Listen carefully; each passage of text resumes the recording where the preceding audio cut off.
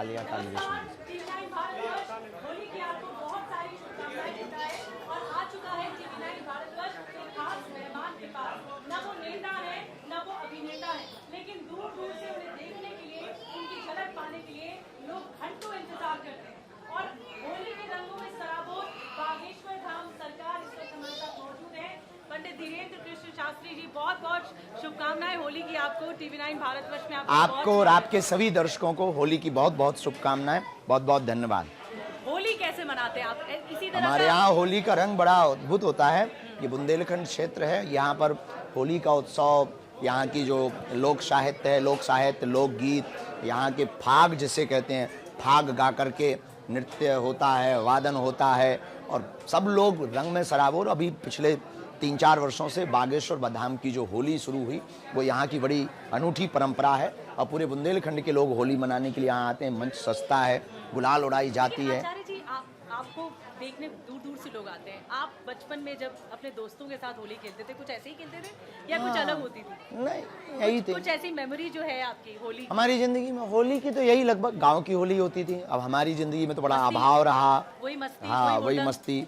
पानी में कलर कम था लेकिन जिंदगी कलरफुल थी। बहुत अच्छी बात कही। ऐसी होली थी हमारी कि पानी में कलर कम था। पसंद था या गीली होली पसंद? गीली होली, रंग भरी होली। जो पानी वाली होली बहुत ज़्यादा पसंद थी और हम सब मित्र मिलकर के, गांव के लोग मिलकर के उस उत्सव को बहुत अच्छे से मनाते थे। पर वो अद्भुत आनंद था। हाँ, बड़ी मीठी यादें थी।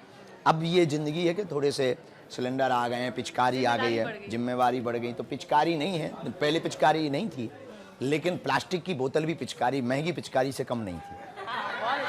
हाँ, मंच नहीं था लेकिन किसी की चबूतरी पर चढ़ जाना और उस पर चढ़ करके उसको उसके मुख को कालक या लाल रंग या काला रंग पोत देना, तो उसके बाद जो उसके मजे लेना, वो मजे आज के करोड़ों रुपए खर्च करने के बाद भी नहीं मिलेंगे। वो अतुल्य है। हाँ, अद्भुत। आचार्य जी, अभी इस बार होली का दिन शुक्रवार पड़ रहा है और जुमे को लेकर बहुत कंट्रोवर्सी है। ये त्योहारों को लेकर इतनी तनातनी क्यों मची? हमने एक बयान दिया है और लोगों को कहा है कि आप व्यवहार बदलिए, त्योहार बदलने की बात मत करिए। इस देश में सबको जीने का अधिकार है और 364 दिन हम पानी बचा सकते हैं, होली भर को क्यों?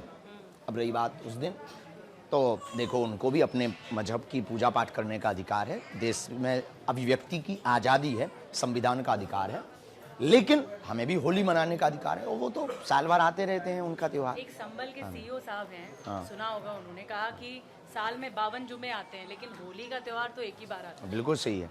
हमें लगता है दोनों का समय अलग कर देना चाहिए। समय अलग कैसे होगा? पॉसिबल है, 2 बजे 3 बजे तक होली मना ले। बयान सुन रही थी, जो दरभंगा की मेयर है, उन्होंने कहा है कि 12:30 बजे से 2 बजे तक होली को रोक देना चाहिए नमाज के लिए। क्या ये लगता है आपको? ऐसा लगता है आपको? ऐसा पूरे देश पे लागू कर पाना बहुत कठिन है और ये जरूरी नहीं है। साथ साथ नहीं बन सकता आचार्य जी? मना सकते हैं, उन्हें कोई दिक्कत। देखो, आप कायदे में रहेंगे तो फायदे में रहेंगे, हमको दिक्कत नहीं है। हम रसखान को भी स्वीकार करते हैं, हम रहीम के भी दोहे गाते हैं, हम रसखान की भी बात करते हैं, तो हम APJ अब्दुल कलाम की भी बात करते हैं। हमें दिक्कत नहीं, पर तुम्हें हमारे रंगों से दिक्कत नहीं होनी चाहिए। अच्छा, तो ऐसा लगता है आपको कि रंगों से दिक्कत होती है उनको? अगर ना होती तो शायद ये कंट्रोवर्सी नहीं होती। होली दिवाली तो भाईचारे का त्योहार है और सब मिलकर मनाते हैं, तो ये फिर हिंदू मुसलमान क्यों हो रहा है? देखो, हम तो स्वागत कर रहे हैं, सबका स्वागत कर रहे हैं और इस देश के जितने मुसलमान हैं उनके पूर्वज पहले होली मनाते रहे, अब वो ना मनाए, वो इनकी गलती।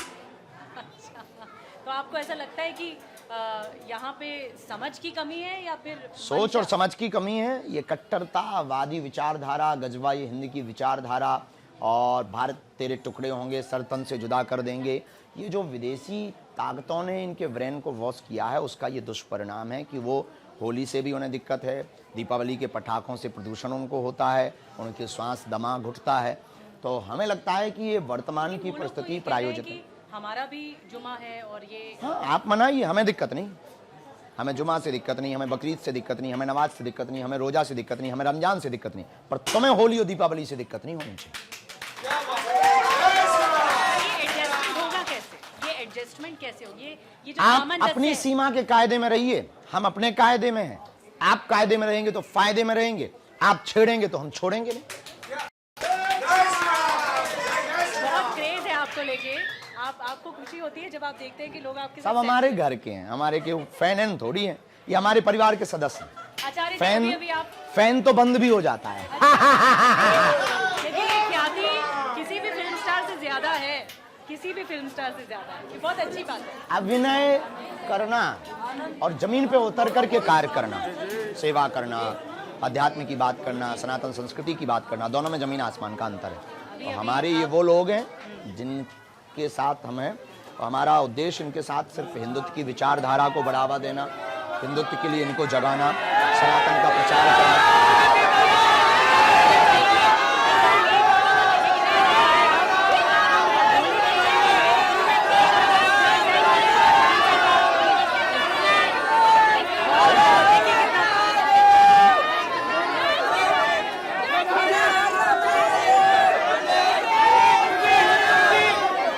ये हो जाए। हाँ, आप अभी बिहार से आए हो, यहाँ थोड़ा सा इजी हो। अभी आप बिहार से आए, कैसा लगा बिहार, पहले तो ये बताइए।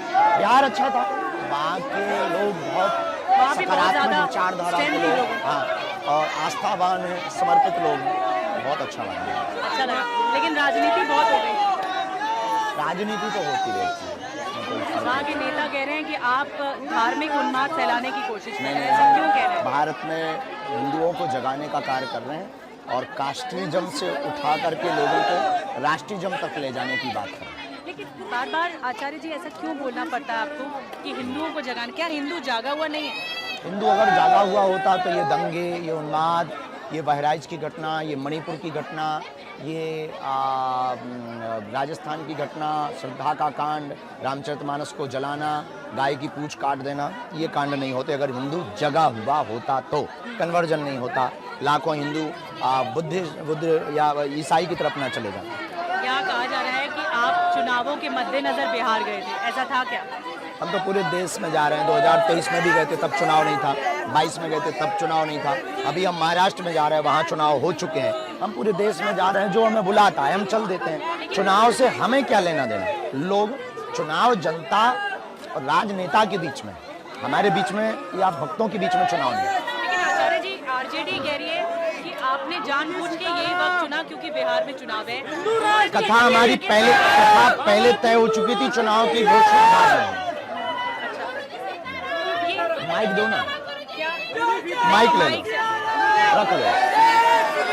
हाँ, मैं आपसे ही जानना चाह रही हूँ कि ये ऐसा बार बार क्यों राजनीति इतनी गरमाई आपके आने से, जबकि आप तो हर जगह जाते हो, तो क्या वाकई चुनावों के मद्देनजर देखा गया ऐसे? हाँ, ऐसा लोगों ने इसको बनाया है। धर्म क्योंकि धर्म और RJD राजनीति दोनों अलग अलग है। विपक्ष ये कह रहा है आप बीजेपी के हेल्प कर रहे हो इस तरह से सभा कर। हमने कभी किसी पार्टी का नाम नहीं लिया, किसी पार्टी को वोट देने की, लेने की या किसी को हराने जिताने की बात नहीं की, ना हम करते हैं। अच्छा, हम हिंदुत्व की बात करते हैं, हम सिर्फ सनातन की बात करते हैं, हम 150 करोड़ हिंदुओं की रक्षा, सुरक्षा, हिंदुत्व के संरक्षण, संवर्धन की बात करते हैं। तो ऐसा नहीं लगता कि आप जेडीयू और बीजेपी के बीच में खटास डाल दोगे, क्योंकि वो समर्थन जेडीयू से नहीं आ रहा उतना? हमें खटास करवाना तो नहीं लगता है कि क्या उनमें होगा, वो उनका अपना निजी विषय है, हमें दोनों से कोई लेना देना आप नहीं। सिर्फ कथा करने गए? हम कथा ही करने गए थे, कथा ही करके आए। अब उसमें किसी को अपना राजनीतिक एजेंडा चलाना है तो उनका निजी विषय है। आचार्य जी फिर हम बोलेंगे कि आप साथ में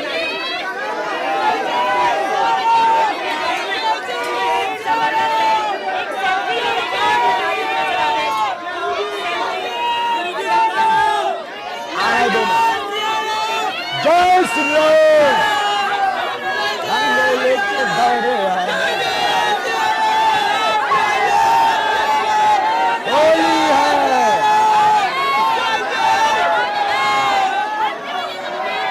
हैप्पी होली। बहुत जबरदस्त क्रेज है होली को लेकर। हाँ, बहुत अच्छा लगा। Thank you. आचार्य जी एक बात और, ये संभल का विवाद चल रहा है पूरा, उसमें आप क्या मानते हैं कि वहाँ पर ये जो ये पूरा इशू है वो क्यों है? बार बार ये आवाज़ क्यों है? ये चलता रहता है, इसका कोई बोल चलता रहेगा? चलता रहेगा। लोग हैं अपने साथ, संवाद का विवाद, लोगों को दिक्कत होगी, पर जो मंदिर बाकी लेकिन है मस्जिदों को वो ढका जाना ऐसा तो कहीं दूसरे राज्य में नहीं हो रहा, दिल्ली में नहीं हो रहा, वो एमपी उनका में अपना नहीं हो निजी रहा, राजस्थान में नहीं हो रहा। निजी विषय। जी। अच्छा चलिए, मैं कुछ थोड़ा हल्के फुल्के आपसे बातें करना चाहती हूँ। अभी प्रधानमंत्री जी आए थे, तो क्या बातचीत हुई? इस बार तो पर्ची भी निकल गई आपकी। अच्छी हुई, बहुत सरल हैं, सहज हैं, विजन मिशन बहुत उनका बड़ा है इस देश के लिए, राष्ट्र के लिए। और कोई बात नहीं, इस बुंदेलखंड क्षेत्र का भला हो। तारीख का इंतजार सब कर रहे हैं, मुझे लग रहा है। शादी कब हो रही है? करेंगे जल्दी ही। तो मतलब इस बार की होली तो देखिए अकेले है, क्या नेक्स्ट होली समझे दुकेले होने वाली है? कह नहीं सकते। मतलब आप इशारा दे रहे हैं कुछ कुछ भी इशारा नहीं। अच्छा, माता जी जो कौन कहें। तय करेगा? माँ माता बाबूजी। हाँ? कोई है नजर में? कोई हमारी नजर में नहीं है, उनकी नजर का पता नहीं। तो होली का त्योहार जब आता है तो ऐसे पूछते हैं आपके माता जी पूछती हैं कि क्या सोचा है शादी के बारे में? नहीं, वो हमसे नहीं पूछते। नहीं, ये कहती हैं करना कब है। तो करना का में सोचा आपने? नहीं, वो भी वही आज्ञा दें, हम कह देते हैं आपको जब लगे तो बता देंगे। तो ढूंढेंगी वही? हाँ, आप चयन नहीं? ना, हम क्यों? आप नहीं? हम भारतीय मर्यादा के अंतर्गत हैं, हम क्यों ढूंढेंगे? हमारे माता पिता निर्णय लेने वाले हैं, हमसे बड़े हैं, हमारे गुरु हैं, जो गुरुदेव देश में भगवान। कौन सा राज्य आपको सबसे ज्यादा पसंद है? वैसे तो पूरा देश ही पसंद है। कहाँ कथा आपने की हो और आपको बिहार में बहुत याद आता, बिहार, महाराष्ट्र बहुत याद आता, राजस्थान भी बहुत भोजपुरी भी प्रिय है। सीख लिया आपने? हाँ, वो लोग सब बोलते हैं तो थोड़ा थोड़ा सुन लेते हैं। हाँ, अच्छी लगी आपको? हाँ, अच्छी लगी, बहुत अच्छा। बिहार वहाँ में भाषा स्नेह भी मिला आपको? बहुत ज्यादा, सब जगह स्नेह, मिलता है, आनंद? सब जगह मिलता है। भारत भी, लंदन भी, फिजी भी, ऑस्ट्रेलिया भी, पर भारत में सबसे ज्यादा, और भारत में सबसे ज्यादा मैं ज्यादा बिहार में। तो बिहार में फिर किसकी सीएम की पर्ची निकलवा रहे हैं? पता नहीं है, जिसका भाग अच्छा होगा, जनता जिसको वोट देगी वो सीएम बनेगा। बड़ी बात है। अच्छा आचार्य जी, औरंगजेब का भी विवाद आपने सुना होगा, सुना है। लगातार चर्चा में है समाज में। मुख्यमंत्री की तरफ से कहा गया महाराष्ट्र के कि जो कब्र है उसे ढहा देना चाहिए। क्या वाकई ढहा औरंगजेब ने देना इस देश चाहिए? को तोड़ने का काम किया है। औरंगजेब महान नहीं हो सकता। महाराणा प्रताप हैं, छत्रपति संभाजी महाराज हैं, छत्रपति वीर शिवाजी महाराज हैं, रानी लक्ष्मीबाई हैं, स्वामी विवेकानंद हैं। इस देश के बहुत वीर शूरमा हैं जिन्होंने अपने इस देश को बचाने के लिए, संस्कृति को बचाने के लिए, सनातन को बचाने के लिए अपने प्राणों की आहुति दी है। तो बाबर या अकबर या औरंगजेब ये तोड़ने की बात करते हैं, औरंगजेब इस देश को मिटाने की बात करता है। औरंगजेब ने मंदिर बनाए होंगे पर मंदिर तोड़ करके मस्जिदें भी बनाई हुई हैं। ऐसा व्यक्ति कभी भी पूजनीय नहीं हो सकता, महान नहीं हो सकता, ग्रेट नहीं हो सकता। लेकिन आचार्य जी, विरोधी कहते हैं कि औरंगजेब के समय अगर मंदिर तुड़वाए गए तो मंदिर बनाने के लिए जमीनें दी गई, अनुदान दिए ये गए। कोई बहुत बड़ी बात नहीं। अब चांटा मार करके कोई मलहम लगाए। आपको कोई दो चार चांटा मार दे फिर सॉरी बोल दे, भला लगेगा क्या आपको? जिंदगी भर तो आप चुभेंगे और फिर आप उसका महिमा मंडन करें। शासक पे क्यों इतना विवाद है? बाकी तो फिर शाहजहां जो सब उनके हैं। पिता रहे, उनको इस देश उनकी भी में कब्र को देखिए, ढहा देना विदेशों से जितने भी लोग आए इस देश पर, जिन्होंने भी दंगे किए, मंदिर लूटे, भारत लूटा, भारत के अस्तित्व को लूटा, भारत की अस्मिता को लूटा, वो इस देश के महान हो ही नहीं सकते। और भारत इसलिए महान है क्योंकि यहाँ पर बार बार विचार होता है, बार बार सुधार होता है, और बार बार सुधार करके नए तरीके से भारत अपने आप को प्रस्तुत करता है। तो हमारी ये भूल थी कि हमने औरंगजेब को महान माना कुछ लोगों की विचारधारा के कारण। अब पता चला है कि औरंगजेब महान नहीं उनकी है। कब्र को ढहाना चाहिए। अगर आप वहाँ इसको के फेवर मुख्यमंत्री और वहाँ की सरकार और भारत के 100 करोड़ लोग अगर यस बोलते हैं तो हमारा यस सबसे आगे मानिए। और ढहा के फिर क्या करना चाहिए? कुछ उस नहीं। जमीन का क्या करना चाहिए? अब वो सरकार निर्णय लेगी, हम सरकार नहीं तो है। अगर फिर तो आचार्य जी, अगर आप कह रहे हैं औरंगजेब की कब्र को ढहाना चाहिए, तो उनके जो पिता है शाहजहां, हम नहीं कह रहे हैं, इस देश के लोग कह रहे हैं। जो हाँ ठीक, जो शाहजहां है, फिर क्या उनकी भी कब्र को ये भी देश के लोग निर्णय लेंगे तो हमारी तरफ से हाँ होगा। मतलब शाहजहां की कब्र, अगर लोग ताजमहल? कहेंगे तो उनके लोगों में सबसे आगे हमारा हाँ। ताजमहल को भी कहा जा रहा है। हमने तो तीजों नहीं महल कहा है, वहाँ शिव शंकर जी भी बैठ सकते हैं। ढहाना पर विषय थोड़ी है। लेकिन आचार्य जी, ये कब तक चलता परिवर्तन, सुधार करना चाहिए। नहीं, जैसे एक बहुत मूल सवाल है जो समाज में उठ रहा है, इसी विषय के बाद मैं थोड़ा सा समय और लूंगी कि ये कब तक चलता रहेगा? ये तोड़फोड़ वाली राजनीति कब तक चलती रहेगी? ये तोड़फोड़ की राजनीति देखिए, ये अंतहीन है। जैसे एक तोड़ा जाएगा फिर दूसरा एक ऐसा विचार आ नहीं, जाएगा। देखिए ऐसा कि नहीं, ये सुधार चलता रहता है। जिंदगी में कोई भी चीज़ बिगड़ती है तो उसमें सुधार लगातार चलता रहता है। मकान बनते हैं, बिगड़ते हैं, फिर कुछ बड़ा। अब आप मकान बनाते हैं तो पेंट तो करते रहते हैं ना बार बार। हाँ, तो देश है ये, अब देश में ये डेंटिंग पेंटिंग तो होती रही।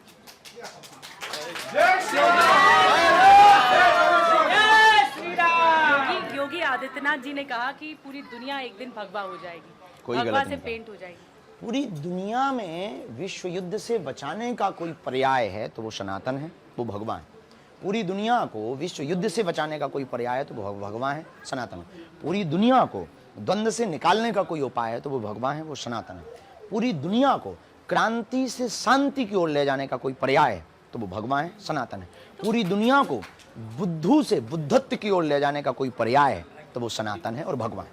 तो आचार्य जी, ऐसा नहीं लगता जैसे एक बाग है उसमें सिर्फ भगवा कलर के रंग हों और या फिर फूल नहीं हों? नहीं, फूल सभी कलर के हों सिर्फ पर भगवा फूलों कलर के हों। फूल सभी कलर के हों पर फूलों की जो मूल जड़ हो वो भगवा। आप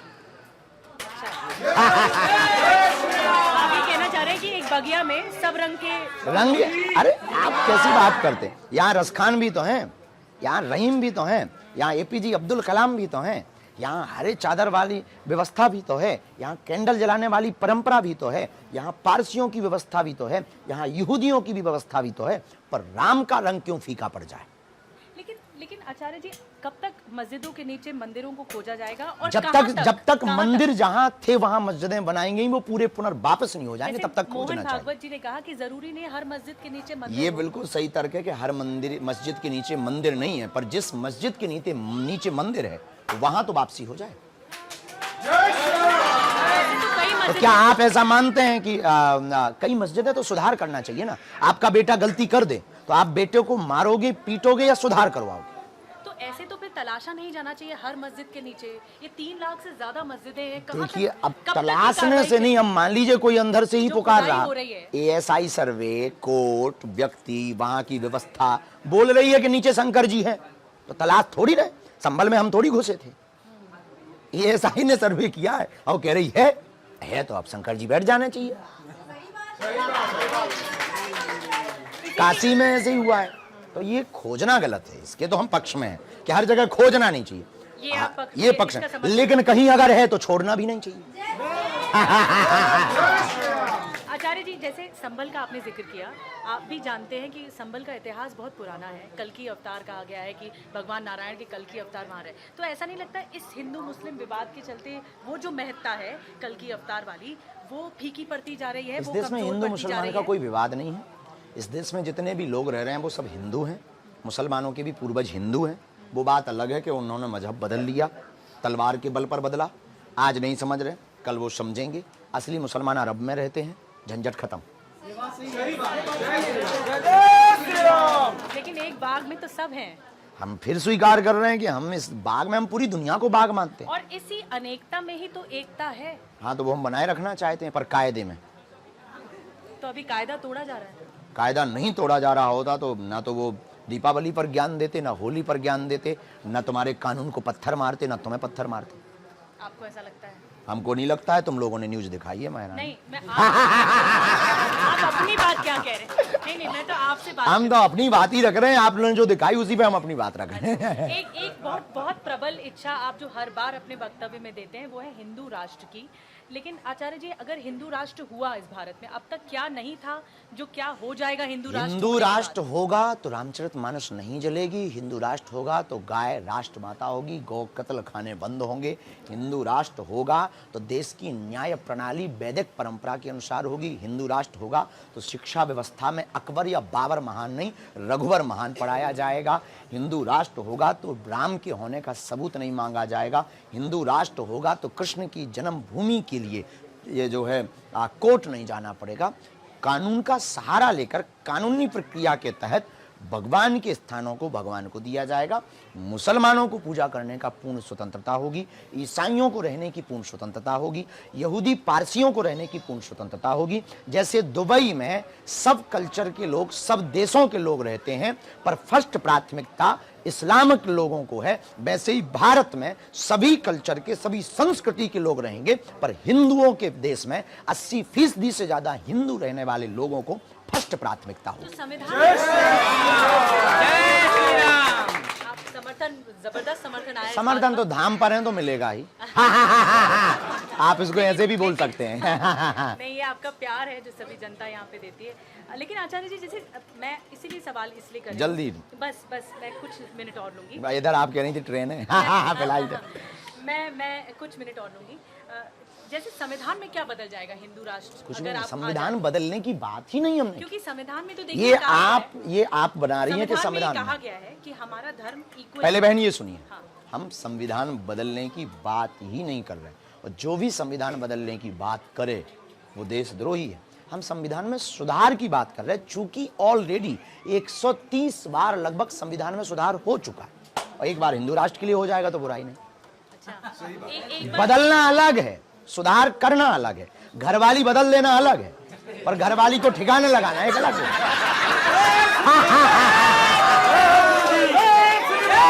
मुझे लग रहा है आपत्ति ना हो जाए बहुत, मेरी बहन अब तो मजाक कर रहे हैं, किसी को आपत्ति ना होगी। लेकिन हल्का फुल्का सवाल। thank you. एक क्विक रिएक्शन। ये जो सक्सेसफुल वाली स्टोरी है वो सब जानना चाहते हैं कि ये शब्द कोई कहाँ से मंच आया? पर आया था, हमारा शब्द नहीं है वो, कोई मंच पर आया था, हमने कहा क्या पाना चाहते हो, क्या चाहते हो, तो बोले हम सक्सेसफुल होना चाहते हैं। तो हमने भी पहली बार सुना था सक्सेसफुल ये क्या होता है, तो हमने भी पूछ लिया भैया ये सक्सेसफुल क्या है जरा बताओ। सक्सेसफुल तो सुना था, ये सक्सेस अरे बहुत हंसी है, बस थैंक यू। तभी अच्छा एक आखिरी सवाल। ये आखिरी कितनी देर तक चलेगा? मुझे आपसे बातचीत करने में बहुत मजा आ रहा है, इसीलिए एक आखिरी सवाल। मुझे ये बताइए कि जो ये आपको एहसास हुआ कि आपको इसी जग में इसी तरह संत की तरह आगे बढ़ना है, आचार्य की तरह आगे बढ़ना है, वो एहसास जिंदगी में कब हुआ? क्योंकि ये लोग धाम है जानना हमारे चाहते हैं- दादा गुरु जी सन्यासी बाबा ने यहीं पर तप किया है, और क्योंकि दादाजी आप ने इतना लग- अपील करते हैं यूथ को भी, बच्चों को भी, बड़ों को भी, बुजुर्गों को भी, तो देखो, इसीलिए एक ये हर सवाल ये कोई बहुत ये संतत्व वाली बात नहीं है, एक हिंदुत्व वाली बात है। जागा हुआ हिंदू अपनी बात को रख सकता है, अभिव्यक्ति की आज़ादी पर यह अधिकार है, संविधान है। तो कोई भी हिंदू जागा हुआ हिंदू अपने तर्क तथ्य रख सकता है, अपने सनातन का प्रचार खुल के कर सकता है। हम मुसलमानों को गाली नहीं देते, हम ईसाइयों को गाली देने पे भरोसा नहीं करते, हम यहूदी पारसियों पर गाली देने पे भरोसा नहीं करते, पर इसका मतलब ये नहीं है कि हिंदुओं को कोई गाली दे तो हम सुन लें, तो बस आप हम वो हिंदू। कट्टर सनातनी क्यों कहते हैं आप? क्यों ना कहें? कट्टर सनातनी का मतलब काटने वाला थोड़ी, कट्टर सनातनी का मतलब अपने को बचाए रखने वाला। ये बुरा नहीं। आपकी कोई रोजी रोटी पर लात मारे तो क्या आप सह पाएंगे? आपके कोई कर्तव्य के ऊपर उंगली उठाए तो क्या आप चुप रह पाएंगे? नहीं ना, आप प्रतिक्रिया तो देंगी ही। वही हम कहना चाह रहे हैं कि हमारे सनातन पर कोई उंगली उठाए, हमारे जीवन पर कोई उंगली, हमारी रोजी रोटी तो नहीं है पर जीवन है हमारा, और इस पर कोई उंगली तो उठाए। आप सबको सनातनी, कट्टर सनातनी बनाना कट्टर सनातनी बनना ही चाहिए। जी। जब देश में और दुनिया में कट्टरपंथी देश हो सकते, कट्टरपंथी समाज हो सकता, कट्टरपंथी या आतंकवाद हो सकता, तो कट्टरपंथी अपने संस्कृति को बचाने वाले लोग क्यों नहीं हो सकते? अर्थ देखो, अर्थ के अनर्थ होते हैं, पर ये बागेश्वर बालाजी है, यहाँ पर अर्जी और पेशी का बड़ा महत्व है। स्वयंभू हनुमान जी का ये धाम है और कोई अर्जी अद्भुत आपको है। बहुत पसंद आई हो इतने सालों में? इतनी अर्जियां आपने पढ़ी हैं, एक अर्जी जो आपको दिल को छू गई हो? दिल को तो नहीं छुई है, पर एक गाली गलौज वाली याद है अरे कि कोई ये फिर सही बात है कि IIT नकारात्मक चीजें जल्दी याद बहुत है। ज्यादा याद रहता है। ये तो दुनिया का थॉट्स है। आपको भी यहाँ बहन नकारात्मक चीज कोई मिलेगी तो वो जरूर याद रहेगी, सकारात्मक कितना हो रहा है ये आपको याद नहीं रहेगा। अन्नपूर्णा भंडारा 5 साल से चल रहा है, इस पर कोई बात नहीं करेगा। लगभग 1000 बेटियों का इस धाम से विवाह हो चुका है, इस पर बहुत कम लोग बात करेंगे। लगभग 1 करोड़ लोग यहाँ आकर के अपने जीवन में बदलाव करके नशा से विमुख होकर, दूर होकर अपना जीवन जीना शुरू कर जाए, उस पर कोई बात नहीं करेगा। कितने हिंदुओं की घर वापसी करवाई, इस पे कोई बात नहीं करेगा। हॉस्पिटल बनने वाला, इस पे कोई बात नहीं करेगा। तो ये सबकी विचारधारा। Thank you. थैंक यू, बहुत बहुत शुभकामनाएं होली की आपको। आपको भी बहुत। शुभकामनाएं।